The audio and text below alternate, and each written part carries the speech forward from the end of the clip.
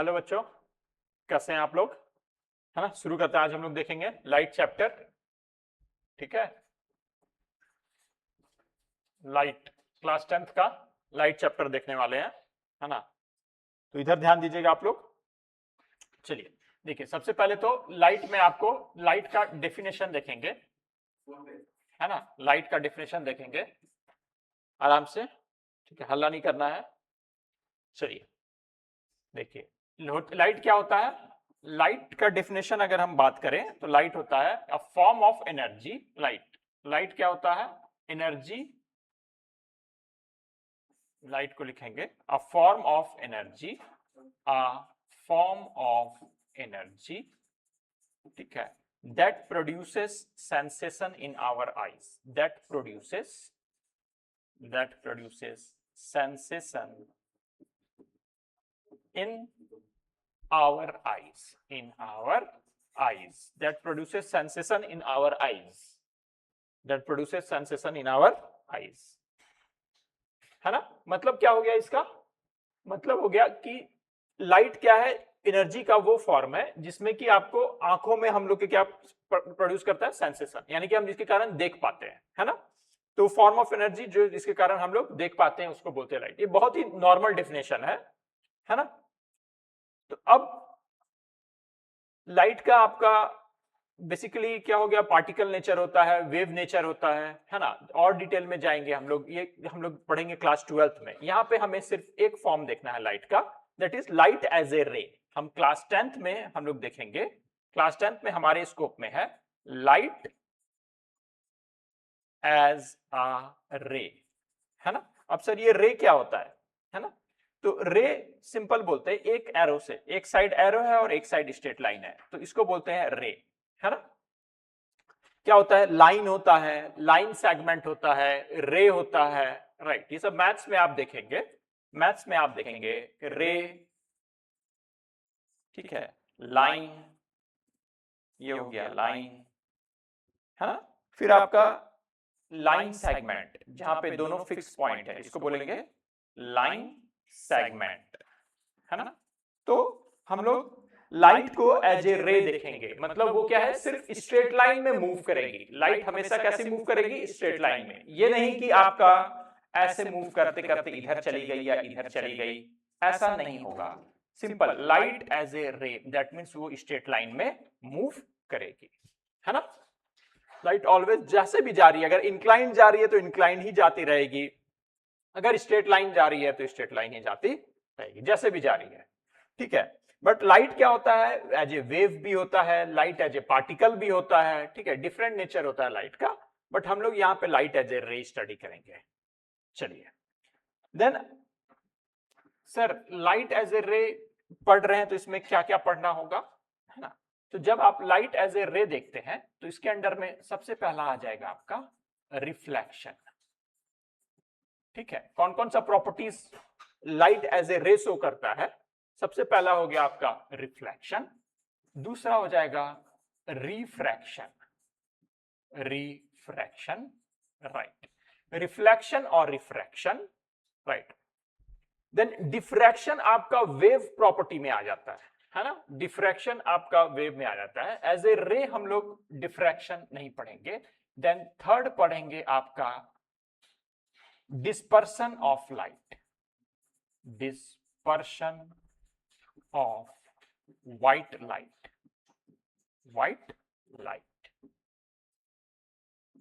है ना। Dispersion basically prism से होता है, ठीक है, ये प्रिज्म से होता है, तो इसके बारे में पढ़ेंगे। रिफ्लेक्शन, रिफ्रैक्शन और डिस्पर्शन ऑफ लाइट, है ना। ये तीन फिनोमेना हमें पढ़ना है इन, जब हम लाइट को कैसे ट्रीट करते हैं? एज अ रे, है ना। लाइट को जब हम रे की तरह ट्रीट करते हैं तो हमें ये तीन फिनोमेना पढ़ना है। सबसे पहले शुरू करते हैं हम लोग रिफ्लेक्शन से, ठीक है। सबसे पहले शुरू करते हैं रिफ्लेक्शन से।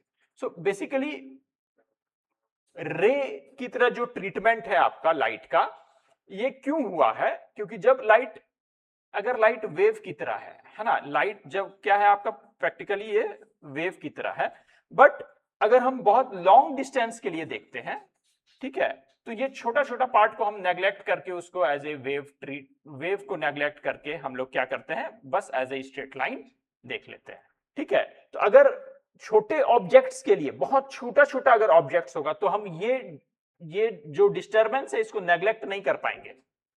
ठीक है, बट हमारा ऑब्जेक्ट्स बड़ा है, ठीक है, हम बड़े चीजों से डील कर रहे हैं, तो ये जो छोटा छोटा डिस्टरबेंस है इसको हम लोग नेग्लेक्ट करते हैं और लाइट को रे की तरह ट्रीट करते हैं, है ना। तो अब जब लाइट रे की तरह ट्रीट कर रहे हैं तो सबसे पहला फिनोमिनन जो हम लोग देखेंगे वो है रिफ्लेक्शन। आइए समझते हैं रिफ्लेक्शन को। ठीक है, देखिए सबसे पहला है आपका रिफ्लेक्शन, है ना। तो रिफ्लेक्शन मतलब क्या होता है? रिफ्लेक्शन मतलब सिंपल, अगर आप लिटरल मीनिंग देखेंगे इसका, लिटरेचर में जो मीनिंग होता है मतलब कोई भी चीज को टकरा के वापस जाना, रिफ्लेक्ट करना, है ना। यहां पे भी आपका बेसिक वही मीनिंग है, टकरा के वापस जाना, रिफ्लेक्ट करना, है ना। तो लाइट जब भी फॉल करेगी तो वो टकरा के अगर वापस जा रही है, यानी कि क्या हो रहा है यहाँ पे, रिफ्लेक्शन हो रहा है। ठीक है, क्या हो रहा है यहाँ पे, रिफ्लेक्शन, टकरा के वापस जा रही है तो रिफ्लेक्शन हो रहा है। अब रिफ्लेक्शन होने के लिए कौन कौन सी बॉडी, किस किस बॉडी में रिफ्लेक्शन होगी, है ना। तो देखिए लाइट को टकरा के वापस जाना है अगर, तो सबसे पहला तो बॉडी को क्या होना चाहिए, ओपैक। कैसा बॉडी होना चाहिए, ओपैक। ओपैक मतलब क्या होता है, पूरी तरह से आपका जो है लाइट को पास नहीं होने दे, है ना, लाइट को पास नहीं होने दे। जैसे वॉल हो गया, जैसे आपका राइट कोई भी सॉलिड ऑब्जेक्ट हो गया। दूसरा कैसा हो सकता है बॉडी, जिसमें कि पार्शियली रिफ्लेक्ट कर जाए और पार्शियली, ठीक है, पार्शियली रिफ्लेक्ट कर जाए और पार्शियली आपका पास कर जाए। तो दूसरा हो सकता है ट्रांसल्यूशेंट, ट्रांसल्यूशेंट, ट्रांसल्यूशेंट। ओपैक यानी कि यहां से टोटल रिफ्लेक्शन हो जाएगा, ठीक है। ट्रांसल्यूशेंट यानी कि कुछ पार्ट रिफ्लेक्ट करेगा, कुछ पार्ट आपका पास कर सकता है, कुछ पार्ट रिफ्लेक्ट करेगा और कुछ पार्ट पास कर सकता है ना। तो इस तरह के ऑब्जेक्ट को हम लोग बोलेंगे ट्रांसलूसेंट। सर ट्रांसलूसेंट का एग्जांपल दीजिए।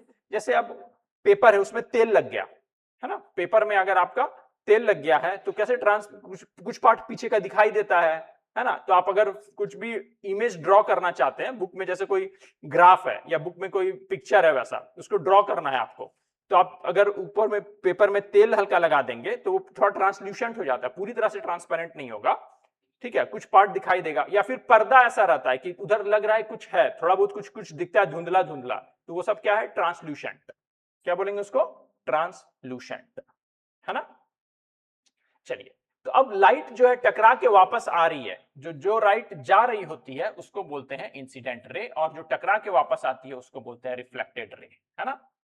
IR हो गई आपकी इंसिडेंट रे, इंसिडेंट रे, है ना। और जो टकरा के वापस आती है RR, है ना, RR हो गई आपकी रिफ्लेक्टेड रेज, रिफ्लेक्टेड रेज, ठीक है, इंसिडेंट रेज और रिफ्लेक्टेड रेज, है ना।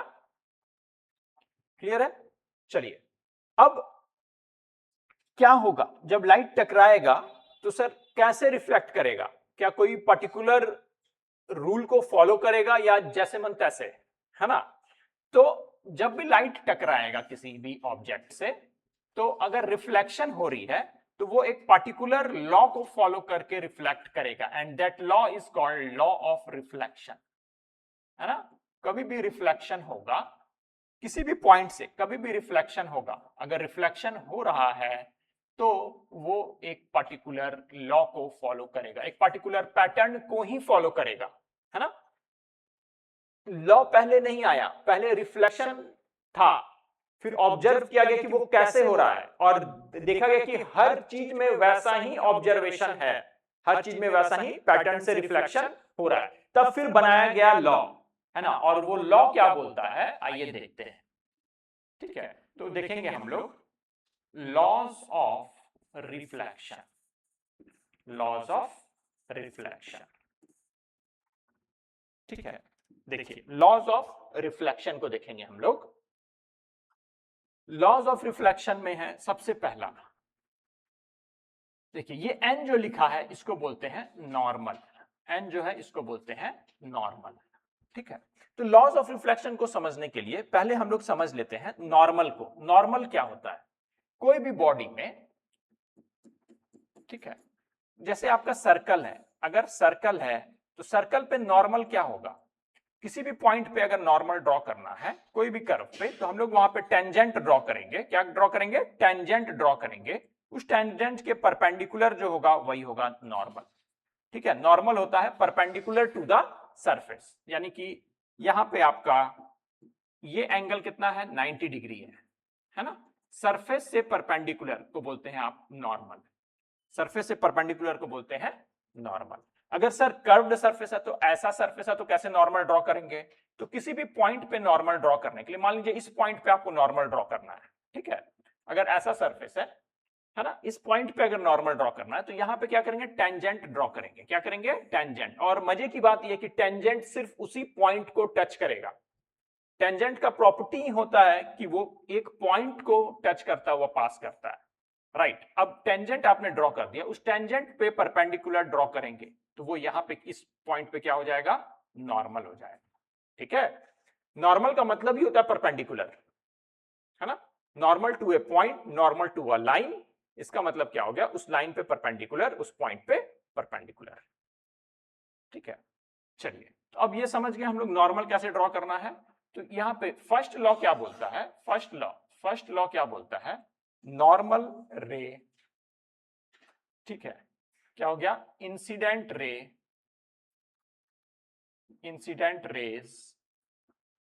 ठीक है, normal rays and reflected raise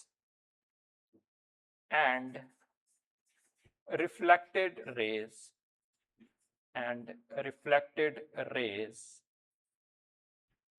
all lies in the same plane, all lies in the same plane, right. Normal rays, incident rays, reflected rays all lie in the same plane. अब इसका मतलब क्या हुआ? ठीक है, इसका मतलब हुआ कि सारे जो है एक ही प्लेन में लाई करते हैं। एक ही प्लेन का मतलब क्या हो गया? एक ही प्लेन का मतलब हो गया कि प्लेन का मतलब सिंपल होता है, जैसे समझ लीजिए पेपर, 2 डायमेंशन का चीज है ना। ये हाथ क्या हो गया? आपको प्लेन की तरह दिख रहा है। ये बोर्ड क्या दिख रहा है आपको? एक प्लेन की तरह दिख रहा है, ठीक है। दीवार क्या होता है? एक प्लेन सीट होता है। ये पेन क्या है? प्लेन नहीं है, ये स्ट्रेट लाइन है, राइट। ये पेन प्लेन नहीं है, ये पेन क्या है? Straight line, single. दो परपेंडिकुलर स्ट्रेट लाइन से मिलकर बनता है प्लेन, ठीक है। जैसे थाली प्लेन हो गया, पेपर प्लेन हो गया, ठीक है। एरोप्लेन प्लेन नहीं है, नाम है एरोप्लेन, लेकिन वो 3D ऑब्जेक्ट है, मतलब तीनों दिशा में उसका साइज है, ठीक है। तो ऐसा नहीं कि नाम है एरोप्लेन तो वो प्लेन होगा, नहीं दोस्त, वो प्लेन नहीं है, ठीक है। वो PLAIN, एक होता है PLAIN और एक होता है PLANE, ठीक है। चलिए, वो PLAIN भी नहीं है ना। तो पहला क्या हो गया? Incident ray, reflected ray, normal ray, all lies in the same plane, यानी कि एक ही प्लेन में तीनों लाई कर रहा है। कैसे इसको समझेंगे? देखिए, 3 प्लेन है, एक्स, वाई और जेड। अगर आप दीवार के कोना में देखेंगे, कोई भी अपने घर के दीवार के कोना में देखेंगे, तो वहां पे आपको 3 साइड का दीवार दिखेगा, है ना। एक छत का, एक साइड का और एक फ्रंट का। तो जब 3 साइड का दीवार दिख रहा है तो वो समझ लीजिए वो क्या है? आपका 3 ठो प्लेन है, जाके एक जगह मिल रहा है ना। 3 प्लेन जाके एक जगह मिल रहा है। क्लियर है? चलिए, तो ये हो गया एक्स, वाई, जेड। और क्या बोल रहा है? एक ही प्लेन में लाई करता है, यानी कि लाइट अगर आ रही है, गुगली नहीं होगा लाइट को गुगली नहीं होगा, यानी कि जैसे फेंके हैं बॉल वैसे सीधा ही जाएगा। जो टर्न हो जाता है ना बीच में जाके, वो चीज नहीं होगा, ठीक है। चलिए, नेक्स्ट क्या है आपका? सेकेंड लॉ क्या बोलता है? सेकेंड लॉ बोलता है एंगल ऑफ इंसिडेंस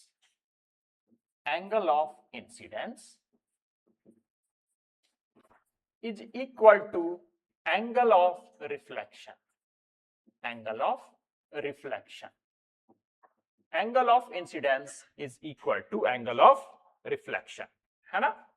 यानी कि अब सर इसका मतलब क्या हो गया? इसका मतलब हो गया angle I is equal to angle R. इसका मतलब क्या हो गया? इसका मतलब ये हो गया कि एंगल ऑफ इंसिडेंस और ये है एंगल ऑफ रिफ्लेक्शन, ठीक है, ये दोनों क्या है? बराबर है। अब ये कौन सा एंगल है? Angle of incidence. Angle of incidence हमेशा ध्यान रखिएगा नॉर्मल से लेते हैं। कहां से लेते हैं? नॉर्मल से, ठीक है। दोनों एंगल हम लोग कहां से लेते हैं? नॉर्मल से लेंगे, है ना।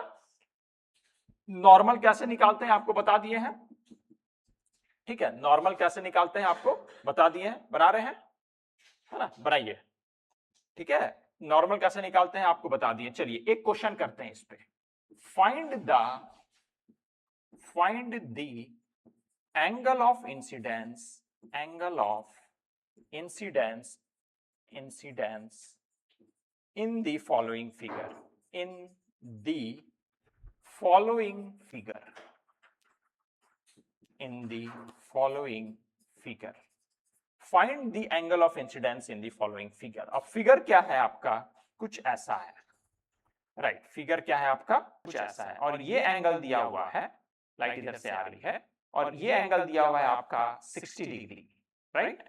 ये एंगल दिया हुआ है आपका 60 डिग्री, और आपको बोल रहा है एंगल ऑफ इंसिडेंस निकालने के लिए, है ना।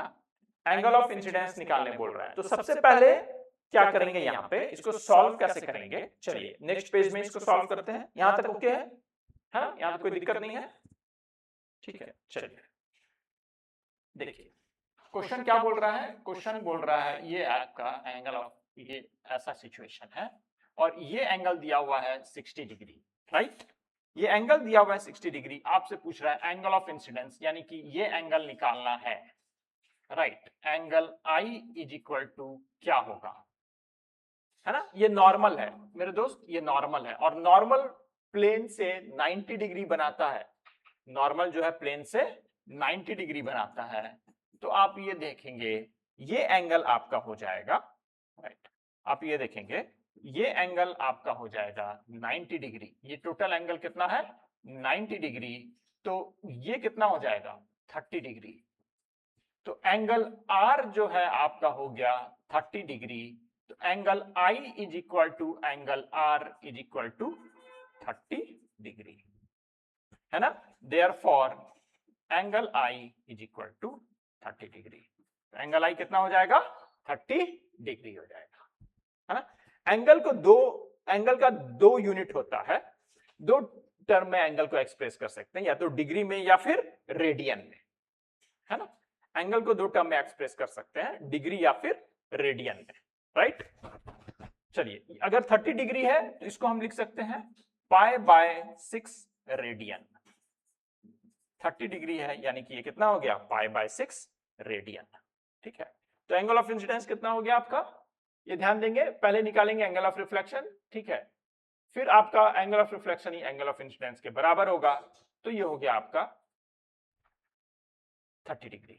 एंगल आर कैसे आया? Angle R is equal to 90 minus 60 degree, है ना। 90 डिग्री माइनस 60 डिग्री, ठीक है। तो यहां से ध्यान रखेंगे कि सेकेंड लॉ ऑफ रिफ्लेक्शन क्या बोलता है? Angle of incidence is equal to angle of reflection. Clear है? चलिए तो अब यहां पे नोट करेंगे, ठीक है। नोट लिखेंगे, एक बात नोट करेंगे, मोटा मोटा नोट है ये सब जो नोट है, छोटी छोटी मगर मोटी बातें, इनको ध्यान में रखेंगे, है ना। यहीं से ऑब्जेक्टिव बनता है, ठीक है। आप लोग का ऑब्जेक्टिव भी आता है क्वेश्चन 10th में, है ना। तो ये जो ऑब्जेक्टिव बनता है यहीं से बनता है। क्या बनेगा? अब यहां पे देखिए नोट क्या है आपका? नोट है ना, नोट है आपका कि all the reflecting surface, all the reflecting surface, all the reflecting surface, irrespective of size, irrespective of size, irrespective of size or shape, size or shape, obeys laws of reflection, obeys laws of reflection, obeys laws of, जोर से बात नहीं करिए, obeys laws of reflection।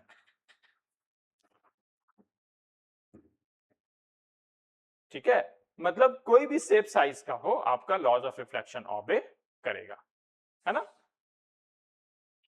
कोई भी shape size का हो आपका लॉज ऑफ रिफ्लेक्शन को ऑबे करेगा, है ना। सर थोड़ा इसको इलाबोरेट करके बताइए, समझ लीजिए, है ना। चलिए ये नोट कर लिए पहले, है ना, ये नोट कर लिए हैं। अब आगे देखते हैं इसका मतलब ये क्या बोल रहा है। इसका मतलब ये बोल रहा है, देखिए देखते जाइएगा, अगर ऐसा सरफेस है, ठीक है, तो रिफ्लेक्शन कैसा होगा, देखते जाइएगा। ऐसा हो गया, ऐसा हो गया, राइट, इधर से आया, ऐसा कुछ रिफ्लेक्शन हो गया। यानी कि ये देखिए, ये सब क्या है, आपस में पैरेलल है। कैसा रिफ्लेक्शन हो रहा है, ऐसा, है ना, रिफ्लेक्शन कुछ ऐसा जा रहा है, ठीक है। तो ये कैसा रिफ्लेक्शन हो गया, रेगुलर रिफ्लेक्शन, रेगुलर रिफ्लेक्शन, है ना। रेगुलर सरफेस यानी कि प्लेन सरफेस होगा तो रेगुलर रिफ्लेक्शन होगा।